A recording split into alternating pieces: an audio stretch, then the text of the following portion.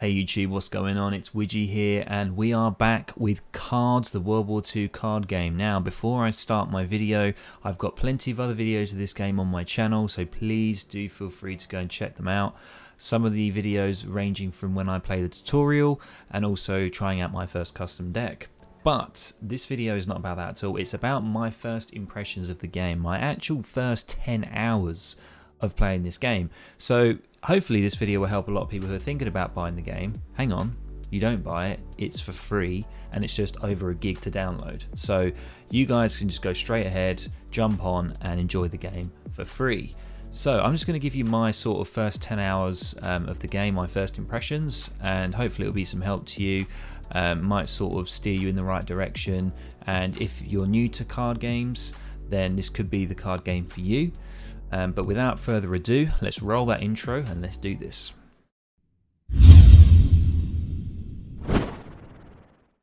So we have KARDS, nice clean sort of menu here, training, battle and draft, and we have some other options below.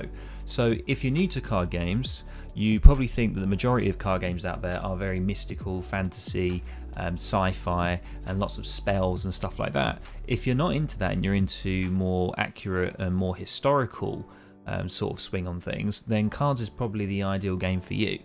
So let's have a look here. So we've got training, battle and draft. So when you first load up the game, you'll go straight into tutorial and you'll sort of learn each type of faction. Now the unique sort of mechanics of this card game is the fact that you have a supporting line and a front line, which is interesting. So the supporting line will most likely enhance other units or enhance your HQ, which is your base, and then you'll have the front line which you can use to actually sort of deal damage. Obviously you have other units on the support line that can deal damage, such as artillery and aircraft, but you know, we're not going to get into the whole sort of how to play the game. I'm just going to give you guys my first impressions and what I feel of the game and whether I'm going to continue playing it. So in a nutshell, I'm going to continue playing this game. Definitely. I do like the unique mechanics of it, which I just mentioned, and also the sort of era of the card game as well. The fact that it only takes up not even 1.5 gig of space and it's free to play is really awesome as well. I'm kind of surprised that it's got such a sort of low popularity compared to other card games.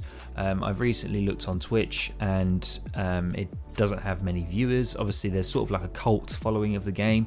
That doesn't mean that it's a bad game. There's lots of people who have played it and provided reviews on Steam. I'm pretty sure there's about over 1,000 reviews on Steam. Really positive.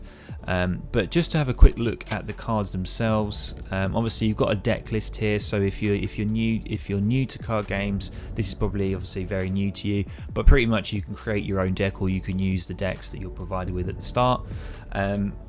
For people who are very familiar, then you'll have seen this before. You have obviously a certain limit of cards that you can use. But the interesting thing, another unique mechanic of this game, is the fact that you can combine two factions together, and it doesn't matter whether they're Axis or Allies. So you could combine British with German, so you could have a German-British deck. The only difference is that you have a sort of a major faction and a minor faction, or a support faction. So the support faction, I believe, can only have 6 or 8 cards, don't quote me on that, but they can have only a small number or small proportion of the deck, whereas the major faction that you pick has the larger proportion. So it's very good. So if we just look at my collection, obviously I've only been playing this very briefly, so I don't have all of the cards, but you can see the sort of artwork and the style of the game. It's really nice. The animations are nice and clean, quite basic, not too overwhelming, which means that a lot of computers can play this game. Pretty much all computers nowadays will be able to play this game. I'm pretty certain old laptops would maybe be able to run these games, so you're okay in that department. Sounds are really good as well. Really happy with it. The music's really good. Just be careful because, you know, I got copyrighted on one of these the music that they use, so just be careful with that. So yeah, I really recommend it. So here's just a flick through sort of the art style and the cards and what they do. As I say, you'll have order cards, which are like your spell cards, and then you have obviously your unit cards, and then with your unit cards there's different unit types. and they can buff and everything like that. But you'll sort of understand that like the Germans have lots of tanks. Tanks are very aggressive units, and you can sort of build like aggressive, defensive, sort of suicidal units. You can build a deck that buffs loads.